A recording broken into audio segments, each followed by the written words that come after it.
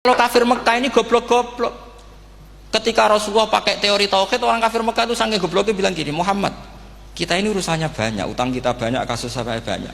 Kok Tuhannya satu itu tidak cukup? Yaitu mereka mengatakan aja'alal alihata ilahau wahida inna hadza la syai'un ujab. Bagaimana Tuhan hanya satu? Urusan kita banyak, masalah kita banyak. Tuhan nggak boleh satu, harus banyak. Sejumlah urusan kita. Ada Tuhan BPKB, Tuhan macam-macam lah. Ada Tuhan kredit, Tuhan kas, macam-macam lah. Sesuai sebanyak urusan kita. Mereka tanya aja'alal alihata ilahau wahida. Masa Tuhan satu? Inna hadza la syai'un ujab. Ini aneh. Tapi Rasulullah dengan sabarnya, kalau yang seperti ini Allah menjelaskannya beda dengan yang pertama. Karena tadi orang kafir itu bisa min ahlil kitab, bisa wal musyrikin. Lam yakunil ladzina kafaru min ahlil kitab. Ada yang wal musyrikin. Semuanya ini tidak pernah munfakina hatta ta'tiyahumul bayyinah. Mereka tidak pernah tercerabut dari pikiran mereka, dari mainstream mereka, sampai ada bayyinah. Bayyinah itu kejelasan kebenaran atau benar yang begitu jelas. Itu siapa? Rasulun minallah yatslu suhufam mutahhar. Akhirnya Nabi sabar. Saking sabarnya Nabi itu ngomong gini, ya di khalayak umum, mukhatamnya ya kafir semua. Hei saudara-saudara kami suku Quraisy, kita ini sebangsa. Nabi tanya, Muhammad, ajaran kami itu benar karena kami itu orang yang kita percaya. Tapi kali ini Anda aneh karena ngajak satu Tuhan. Itu tidak mungkin. Urusan kita banyak, satu Tuhan enggak mungkin. Tuhan harus banyak. Kita punya 3 aja kurang banyak kan, hanya punya Lata, Uzza, Hubal. Rasulullah dengan sabarnya ngendikan gini, hei kaumku, kalau kamu jadi pembantu, jadi buruh, senang mana punya majikan banyak sama majikan satu. Kalau majikannya banyak, itu perintahnya beda-beda, seleranya semua harus kamu lakoni, semua harus kamu taklui karena kamu harus nurut. Wah ya repot mat kalau di majikan banyak, oh ngerepoti mesti. Rasulullah tinggal nimpali, Tuhan kamu itu majikan kamu. Kalau Tuhannya banyak, perintahnya ya banyak, seleranya beda-beda.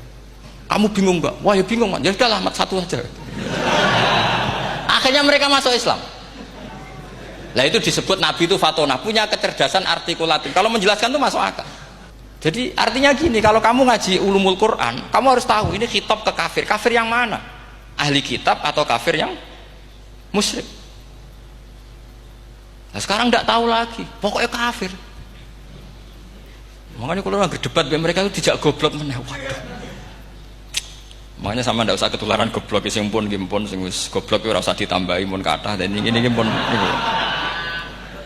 Ya karena kita ngaji jelas Qur'annya kan lam yakunil ladzina kafaru, itu masih ada min lil bayaniyah atau min li bayanil jinsi. Kafaru itu sapa? Siji min ahlil kitab, 2 kafaru sing wal musyrikin. Dua-duanya tidak pernah munfakina hatta ta'tiyahumul bayyinah. Mereka tidak akan tercerabut dari pikirannya sehingga ada bayyinah. Bayyinah itu siapa? Rasulun minallah yatslu sufam. Nah, ketika Nabi menjelaskan asal usul nasabnya bahwa Sayyid Adnan itu ila Ismail, Ismail jelas putra Nabi Ibrahim. Mereka terus baru iman karena ada fihi ayatum bayyinatum maqamun apa? Ibrahim. Khawatir saya nanti kalau santri-santri tidak pinter ilmu, terus pilihannya ilmu kayak Abu Nawas, jalan pintas tadi. Karena belajar falak jelimet, belajar faraid apa? Jelimet, ada aul, ada roh, terus semua ada masalah yang ruwet-ruwet terus. Akhirnya mau olah bicara. Ini musibah inna lillahi wa inna ilaihi raji'un. Itu tidak boleh. Quran tidak mengajarkan itu. Quran tetap mengajarkan ilmu meskipun ada nilai seninya. Terus kedua uniknya Quran itu begini. Setelah dipikir itu nyata-nyata lebih detail.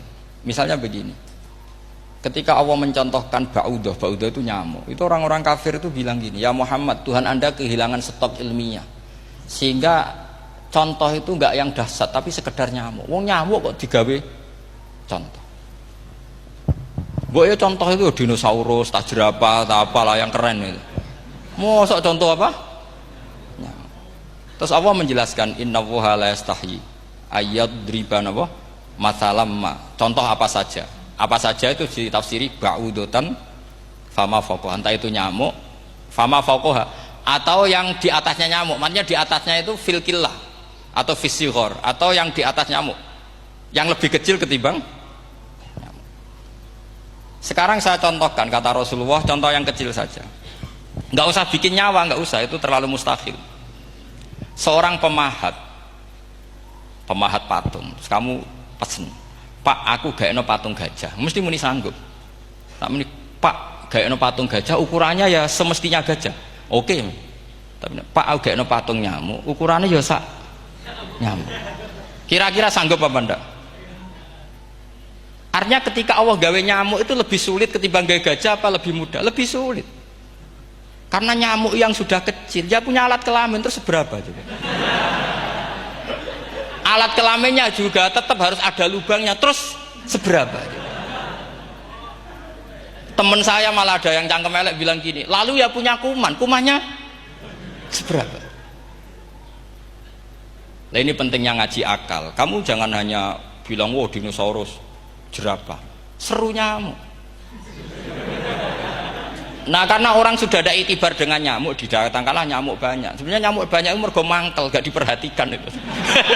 Terus, ini disebut inna woha la yastahyi ayyadriba mathalam ba'udah. Sehingga ba'udah di mata ahli tafsir, di mata ulama ini contoh yang luar biasa.